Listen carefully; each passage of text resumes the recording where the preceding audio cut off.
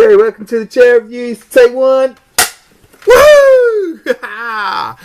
Great, thanks. Welcome to the chair reviews. Let me give you a toast there to films and you. To films and you. And to my new, quite excellent prop, I must admit. It's a real good one. I don't know how I'm going to use it other than that opening, but who cares? Who cares? Well, let's get straight into it because the last one was too long, and I'm very conscious of that. I don't want to waste your time, guys. I don't want to waste your MFing time. We got some good films tonight. Well, yeah, not as good as last week's. It's January. I said all the best films come out in January, stroke February. There's been a wash of them. Oh, these are still bloody good ones. These are still bloody good ones. But, well, let's see how we go. Let's see how we go. So, we're going to have some gambling, we're going to have some violence or non-violence, we're going to have some AI freaky action, we're going to have some horrible shooting action of innocence, and we're going to have some other action. Let's not give it away too early, man. Okay, I'm going to start off with The Gambler. The Gambler is a film by Rupert Wyatt, whose last outing, I'm pretty sure, was The Rise of the Planet of the Apes. A film which I felt was slightly overrated, certainly not as good as Dawn of the Planet of the Apes, but still, nonetheless, a well-handled affair. Like it. Yeah, it was good. Now, this is The Gambler, and it's a remake of a... I'm still worried about this camera. Sorry. It's not a remake, it's a redo of a 1974 film starring James Caan. And if you know anything about cinema, you'll know that films made in the mid-70s, certainly the mid-70s especially, were exceptionally bleak. And not required to have any sort of happy ending. It was the director's power phase, and they wanted to make art. Now, so this is a kind of a redo of this film, and it's about an inveterate gambler, a man who like really cannot stop gambling. And it stars Mark Wahlberg as that gambler, and he's a teacher, the same as in the original, and yeah, and that's it. That's the basic setup. He's a man who cannot stop gambling, and so he gets in hot to all sorts of the wrong people, the sorts of people that gamblers get in hot with, bad folk, and this is what he does through most of the film. There's not an awful lot more to say about the plot than that, really. Okay, so obviously he's headed somewhere. Where is that place? I can tell you that in the 70s version, bleak as people were allowed to make films in those days, it got really, really dark. It was never going to be that film. They were never going to be able to remake that film in these times. So what do we say about The Gambler? Oh yeah, so he stars as a teacher, okay? He plays a teacher. Mark Wahlberg plays a teacher, and a literature teacher.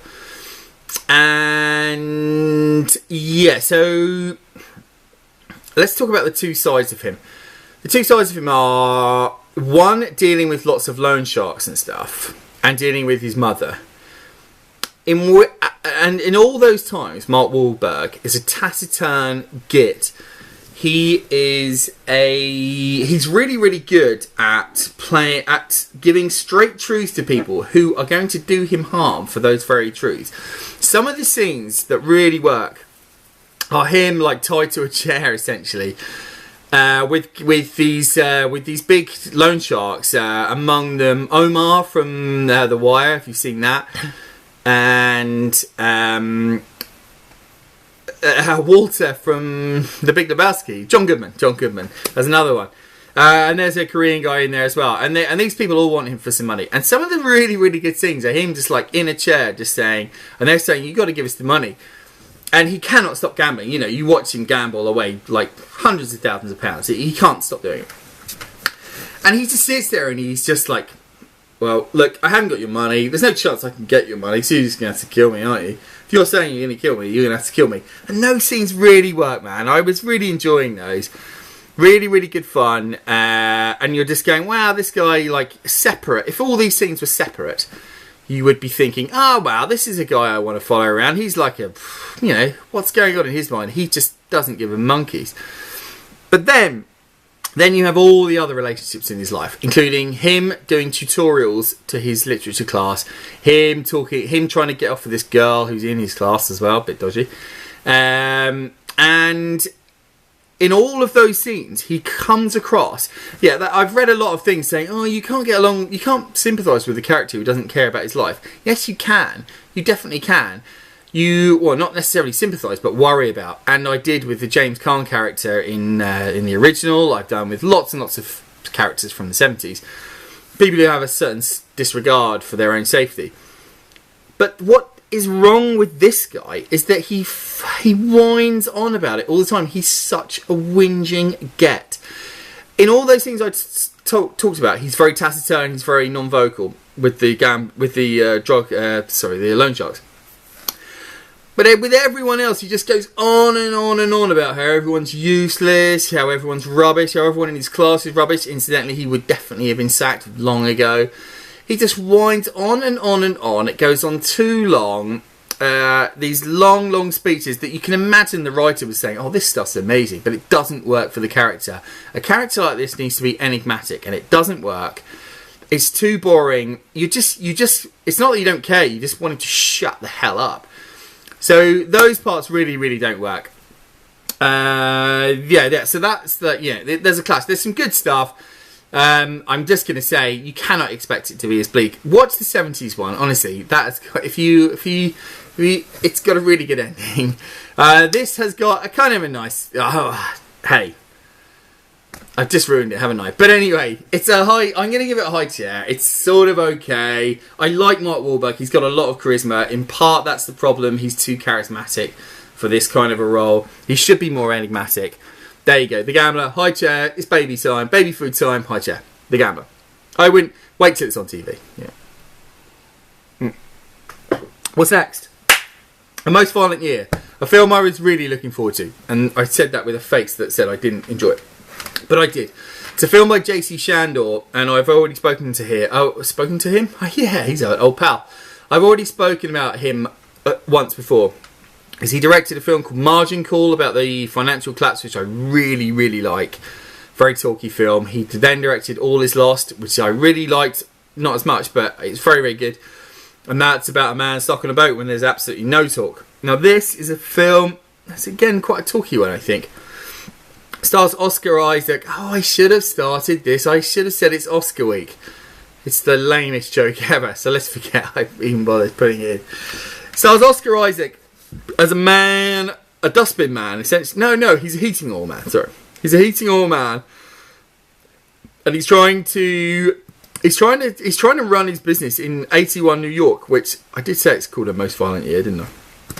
1981 was the year with the most recorded deaths and, violent crimes in New York history. And it's set in that year, and he's a heating oil man, delivering heating oil out, running a company that sells heating oil to people in their houses to heat their houses.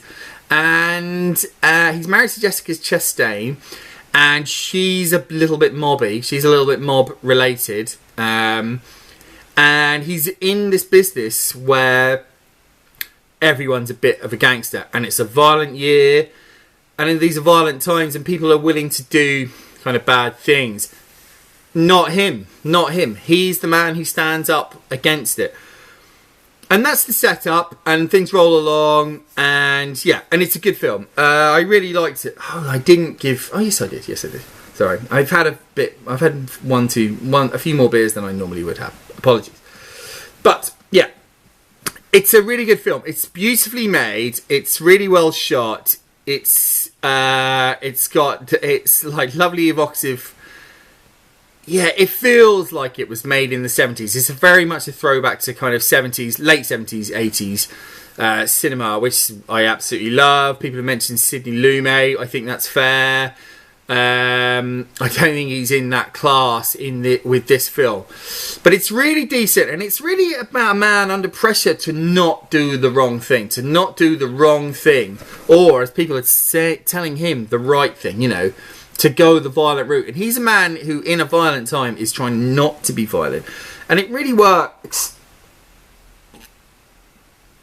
It really works as a story You can feel the pressure building on him. There are lots of good characters. That's it. As I was watching, there were so many good characters in this who turn up quite briefly that I really thought, given this TV versus movies debate, that this is something that would really work as a long TV show, as a long-form TV program on HBO. Possibly because of, like, there are similarities to The Sopranos. Yeah, and I just thought it lent itself to that because there are so many good characters you probably don't get enough time. But it's really, really good. It's an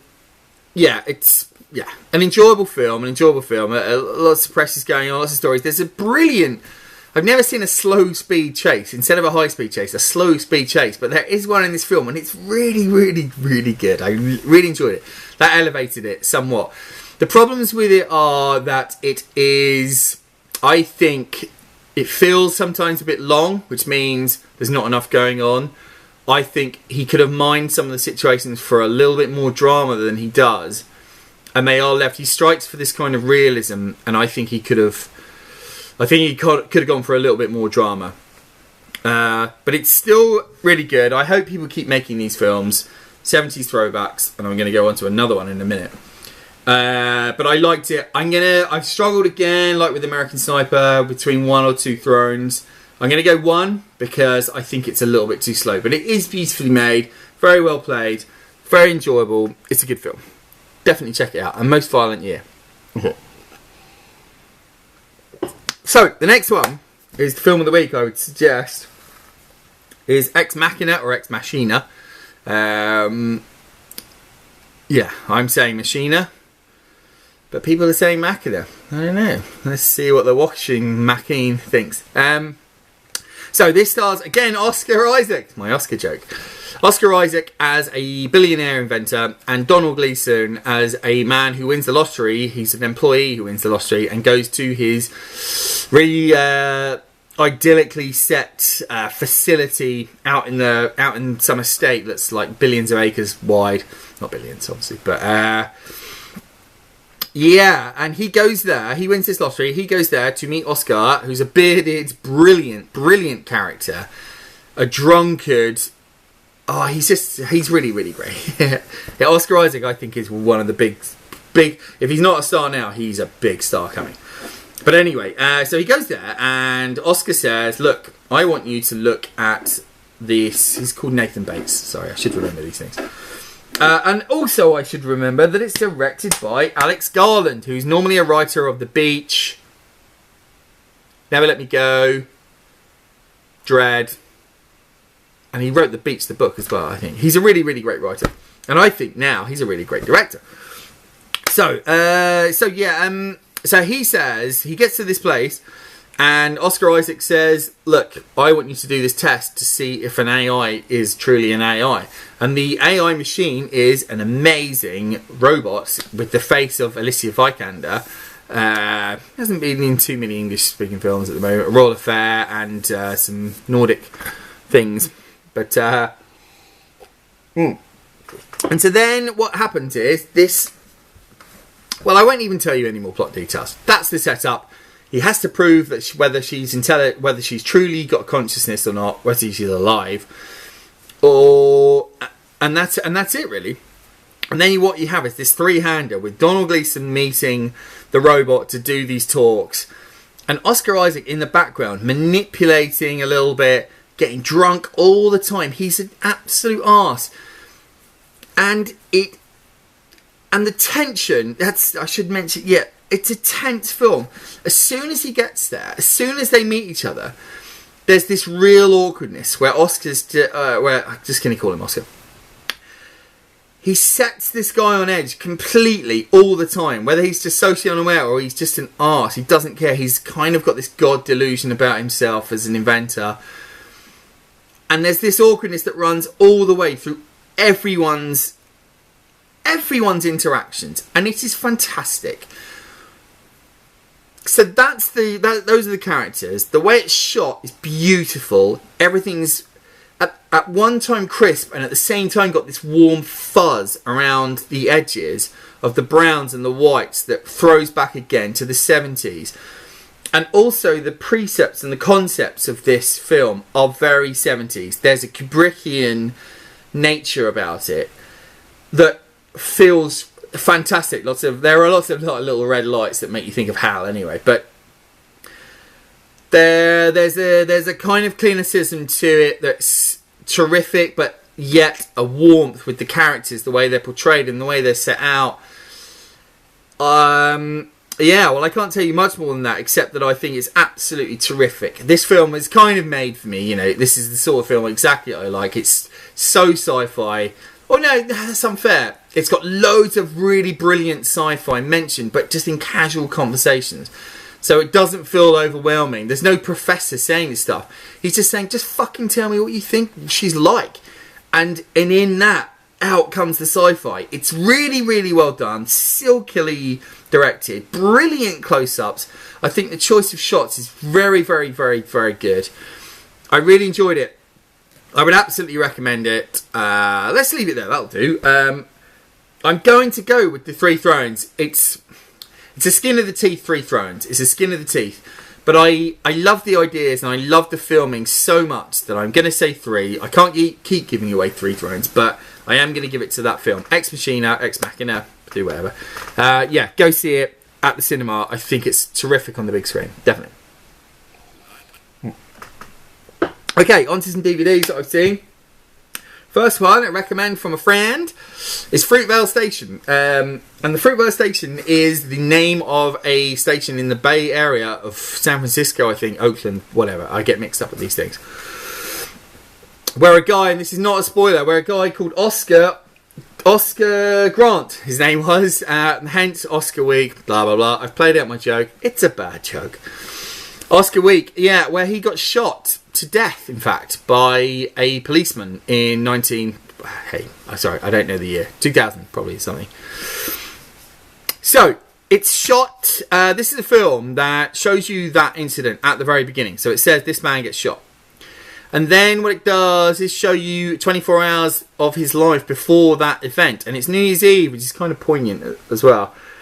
And it shows him walking around, doing various things, basically. Going around in kind of like it's just like I don't know what you'd call it if you didn't know the ending.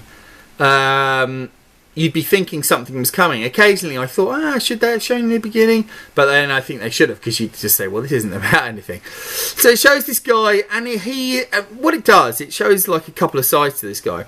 Pretty good. It shows his past, where he has been in prison. He's a black guy, I should mention. That's kind of one of the things, isn't it? And he's played by Michael B. Jordan, who was in The Wire. Second time I mentioned it. Excuse me. Yeah, Michael B. Jordan, who played one of the kids in The Wire, and he's about to be a big breakout star in the Fantastic Four film. And he's really, really good as this guy.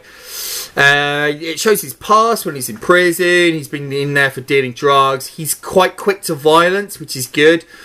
And it shows him threatening his old boss, like he wants his job back. And you think, okay. And it does show sides to his character that are bad. And it shows sides to his character that are good. Like, so it's good. You do get this even-ish picture of a man who's trying to organise his mum's birthday. He helps out a girl at the counter, like organising some fish meal for she doesn't know about. That doesn't make much sense, but if you watch the film, it will. And it's good. It's shot in a very handheld way, a very verite way, to give like credence to the fact that it is bloody like this is what's happening. I think on occasion it paints too rosy a picture. Like, this is the 24 hours before he got shot by the police, and this is the 24 hours where he says, I'm not going to see that girl anymore. I'm not going to cheat on my girlfriend anymore. I'm also going to give up drugs. I'm also going to rescue a dog from the road that got run over. There's some rosiness a little bit too far, I think, and that unbalances the picture of the man. But it's really well played. When the stuff starts to happen at the end, and it really is unfortunate, just like the worst kind of karma. Well, not karma. The worst, just bad circumstances, like things. He meets people that, yeah, you'll see it. It's a really awful thing. It's a really awful thing. And when he is shot, I can say this isn't spoiler stuff. Maybe it is a little bit, I don't know. Well, I'm just going to say, to me it looks like absolute murder. It just looks like murder. And it's worth seeing for that. It's worth seeing for this just heinous crime, which looks like a crime. Not being political, not anything else, not questioning any judicial systems, but it's pretty tragic.